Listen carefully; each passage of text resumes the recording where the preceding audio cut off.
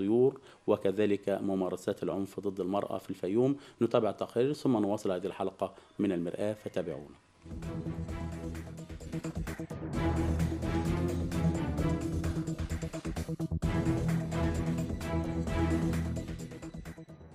في إطار الجهود التي تبذلها منظمات المجتمع المدني باعتبارها شريك أساسي في عملية التنمية وبما يعود بالنفع على مستقبل البلاد، من هذا المنطلق نظم مركز استضافة المرأة بالفيوم التابع لمديرية الشؤون الاجتماعية ندوة حول قضيتي أنفلونزا الطيور والعنف ضد المرأة، نظرا لخطورة هاتين القضيتين على المجتمع في الوقت الراهن. اتبعنا مشروع استضافة وحماية المرأة، وبنقول في الندوة الحماية ضد انفلونزا الطيور مع معرفة من المشروع وأهميته بالنسبة للجمعية. على العموم احنا الحاجة ليلى ادتنا شهادة تقدير بالنسبة للمشروع بمدى تعاونه مع المجلس القومي للمرأة، لأن احنا متعاونين مع المجلس. بتجيلها مشاكل عندها في المجلس القومي للمرأة بتعرض علينا، بنحلها وبنستضيف المعنفة عندنا هنا في المشروع. شروط الاستضافة: اوض حجرات نوم مجهزة ومطبخ جاهز واستراحة كاملة واخصائيين نفسيين ودكاترة، وبنقدم وجبات كاملة للمستضيفة، فطار وغدا وعشاء مجانا. المقتدرة بناخد منها 120 جنيه أقصى حاجة مهما كان دخلها. بنستضيفها لغاية ما تتعالج المشكلة، سواء اتعالجت المشكلة في ساعتين أو في يوم أو في 3 أو في 4. لينا أقصى حاجة هنا نستضيفها 6 شهور إذا لقينا الحالة مستعسرة. بنبعت الجهة المعنفة ونستضيفها برضو، لأن نسمع كلام اللي بتشتكي ونسمع كلام الخصم.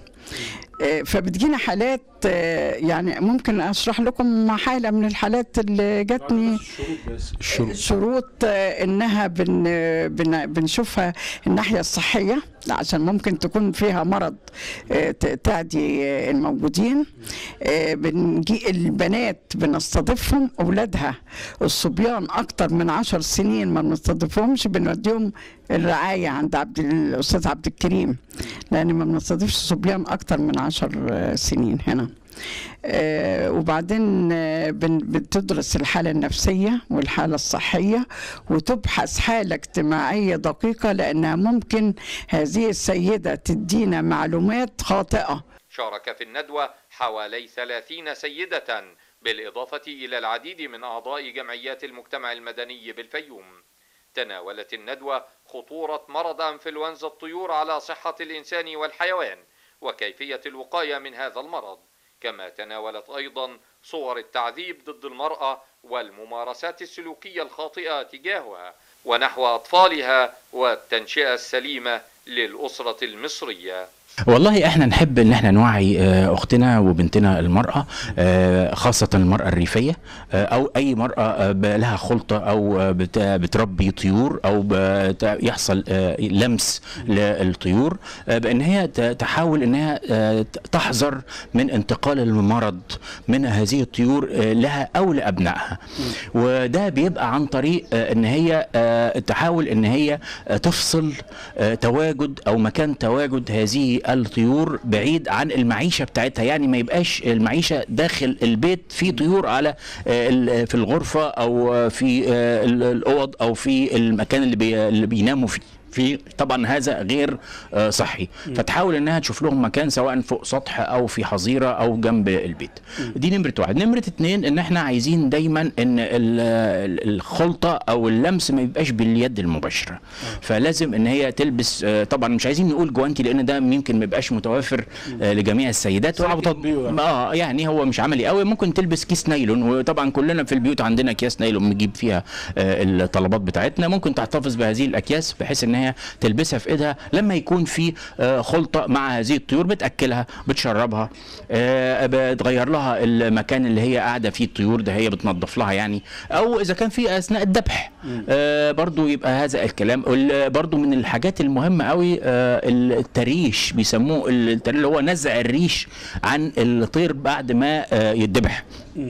برضو هذه العملية من أكتر العمليات اللي ممكن ينتقل عنها هذا المرض.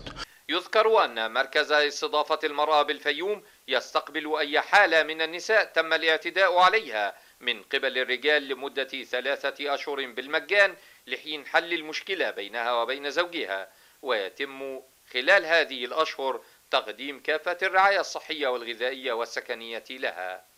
الهدف من الندوة إيه؟ التعريف بأنواع أشكال العنف اللي بتتعرض لها المرأة ودور وزارة الشؤون الاجتماعية في هذا المجال.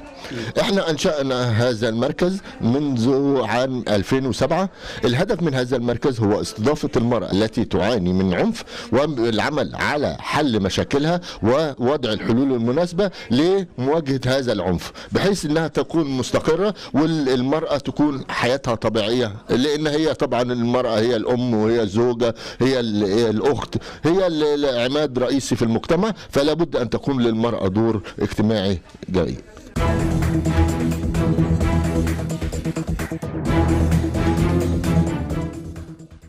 يعني المرأة كرمها المولى عز وجل والرسول الكريم صلى الله عليه وسلم في مواضع كثيرة جدا، بداية من اختيار الاسم حتى وفاة المرأة ودخولها القبر. يعني التكريم المرأة يعني الإسلام الإسلام كرم المرأة، بس اللي نلاقيه في التوقيت الحالي وخاصة في صعيد مصر ان غالبية الناس فاهمة ان المرأة كعبدة او جارية لديه في البيت ويعاملها معاملة مختلفة. هي معاملة تحرم من التعليم، تحرم من ان تدلي حتى بصوتها، وتكون حتى ويكره ان تكون رئيسة عليه في